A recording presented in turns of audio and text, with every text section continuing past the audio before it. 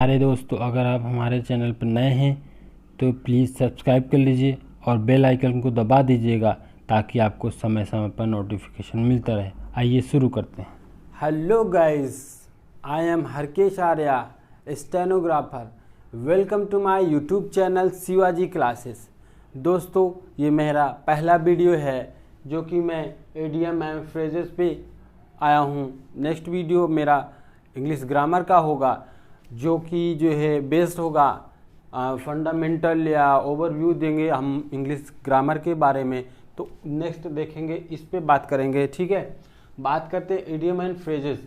Idiom जो है हमारा कहावत होता है। ठीक है, फ्रेजेस मीन्स तो आप जानते होंगे, फ्रेज, क्लास, सेंटेंसेस। ठीक है, फ्रेज मीन्स होता है एक वाक्य का अंश।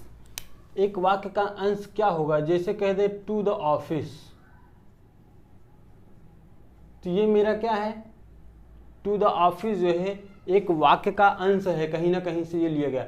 यानी कि एक ऐसा जो है वाक्य अंश जिसमें एक से अधिक जो है वाक्य हो। ठीक है ना, उसमें जो है उनका सेंस नहीं निकलता है क्योंकि मीनिंगफुल नहीं देता है, उसको वाक्यांश बोलते हैं। ठीक है, जैसे मैं कह दूं, ठीक है, ना तो सब्जेक्ट होगा ना तो उसमें वर्ब होगी, उसके अलावा उसमें चीजें होंगी। जैसे हम कह देंगे क्रॉस द रोड, तो रोड के उस पार। ठीक है, ये एक तरह का फ्रेज है।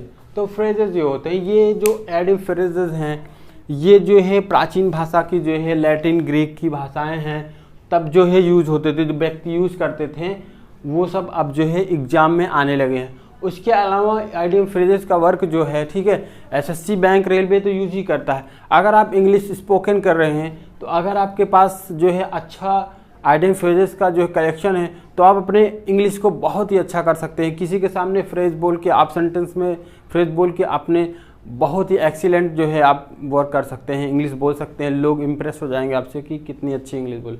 तो देर ना करते हुए आइए शुरू करते हैं।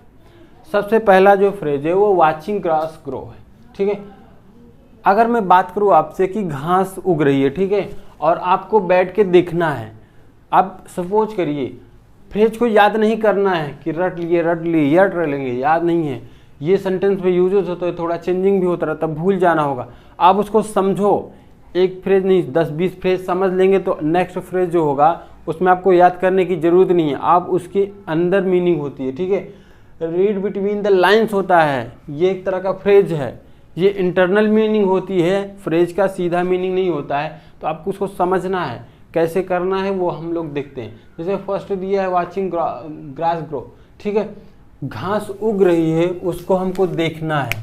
ठीक है, अगर आपको कह दिया जाए कि घास उग रही है, आप देखते रहिए तो बहुत क्या हो जाएंगे, आप कहेंगे तो सालों भर लग जाएगा, बहुत बोर हो जाएंगे। ठीक है, तो ये बहुत उबाऊ है।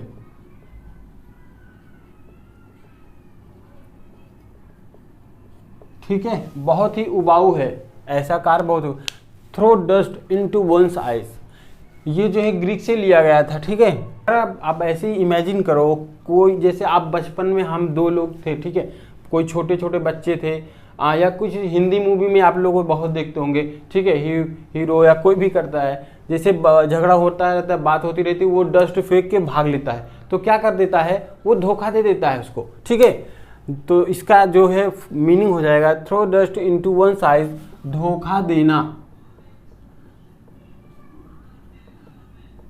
और ये जो है फ्रेजेस हैं, ये सारे जो है जो भी हुए हैं प्राचीन काल में, जो भी बातें हुई हैं उसी पे फ्रेजेस बने हुए हैं। बहुत सारे एकलसील है तो उसकी कहानियां होती हैं। ठीक है, उसी कहानियों पे फ्रेज बने, तो उस पे हम लोग को जाना है कि ये कैसे यूज होगा, कैसे बना हुआ है। ठीक है, बात करते हैं एन आई फॉर एन आई, ये ग्रीक की एक कहानी है। ठीक है, दो राजा थे वहाँ पे, उन लोगों में वाद विवाद तो भाई पड़ोसी देश है तो अपना कब्जा करने के लिए उन लोगों का होता रहता है।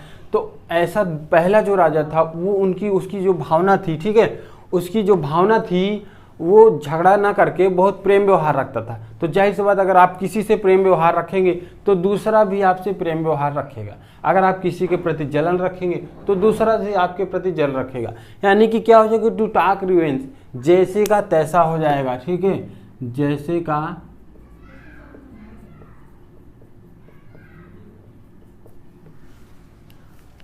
का तैसा हो जाएगा। नेक्स्ट बात करते हैं ए ग्रीक हॉर्न। हॉर्न मीन्स होता है सींग, और ग्रीन मीन्स होता है हरा। हरे से मतलब नहीं है, यहाँ न्यू की बात हो रही है, ठीक है, यहाँ न्यू की बात हो रही है। अ ग्रीन हॉर्न, एक नया सींग। अगर कोई छोटा बच्चा है, ठीक है, कैटल्स का है, कोई जानवर है, अगर वो छोटा है, उसके जो सींग है वो छोटे हैं, मतलब क्या कहते हैं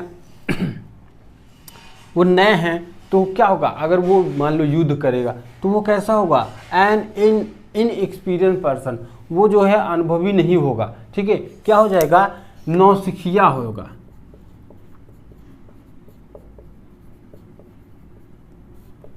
नेक्स्ट बात करें, go back to the drawing board, ठीक है। अगर मैं ये पूरा लिखा हूँ, एक सपोज करिए ये मैं लिखा हूँ और उसके बाद मैं फिर आपके पास वापस आऊँ या मुझसे गलत हो जाए तो क्या बोलेंगे, या मेरे सामने कोई बैठा स्टूडेंट बोल रहा है कि सर ये गलत है, फिर से लिख के, तो मुझे क्या करना पड़ेगा, मुझे फिर से बोर्ड पे आना पड़ेगा और ये सारे मुझे लिखने पड़ेंगे, फिर से जो है उतनी मेहनत करनी पड़ेगी जितनी मेहनत की है, यानी गो बैक जाइए ड्राइंग बोर्ड, ठीक है, plan it all over again, दोबारा आपको मुझे दोबारा परिश्रम करना होगा। तो ये कह सकते हैं दोबारा परिश्रम,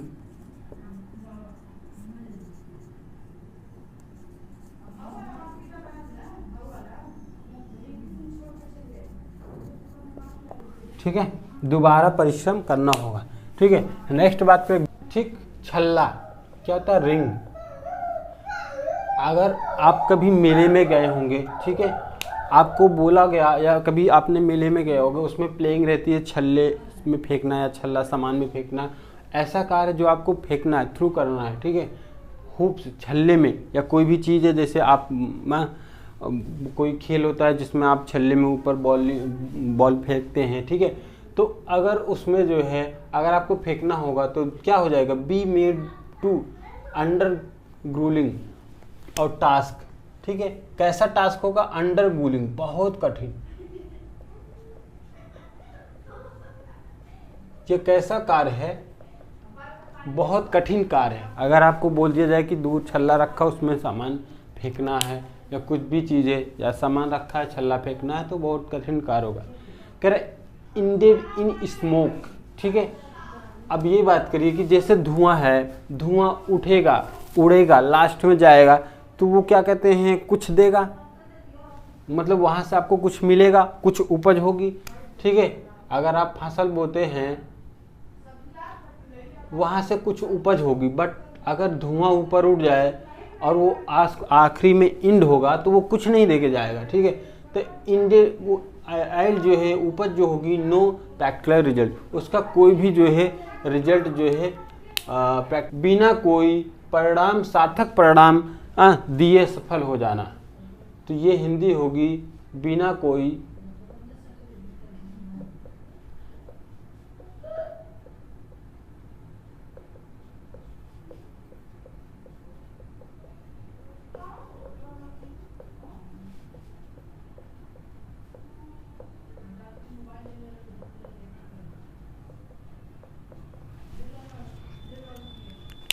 इसकी हिंदी होगी बिना कोई सार्थक परिणाम दिए असफल हो जाना। रीड बिटवीन द लाइन, ये तो खुद ही फ्रेज पे यूज होता है, ठीक है।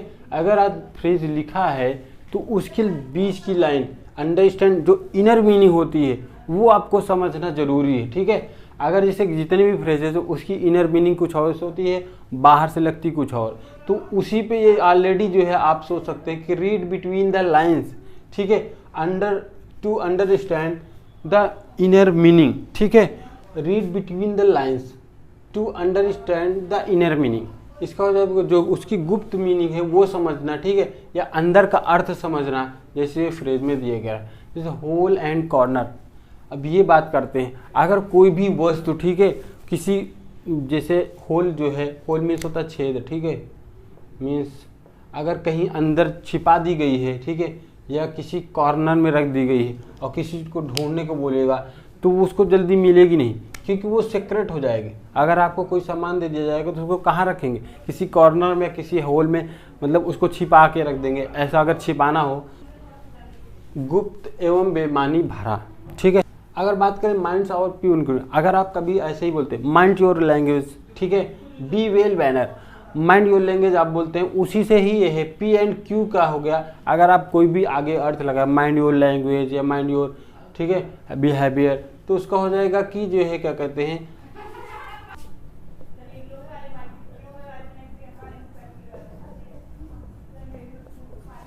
लास्ट हमारा हो जाएगा mind your P and Q's, be well mannered, अपने व्यवहार का ध्यान रखना। ठीक है, तो दोस्तों आई होप आपको वीडियो अच्छा लगा होगा। अगर अच्छा लगा है तो लाइक कर दीजिए, और नए हैं तो चैनल को सब्सक्राइब कर दीजिएगा और शेयर कर दीजिएगा। ठीक है, क्योंकि मैं अब नेक्स्ट डे डेली जो है एक एक वीडियो डालता रहूँगा, जिससे आपको बहुत हेल्पफुल होगा और आई थिंक आपको अच्छा लगा होगा। तो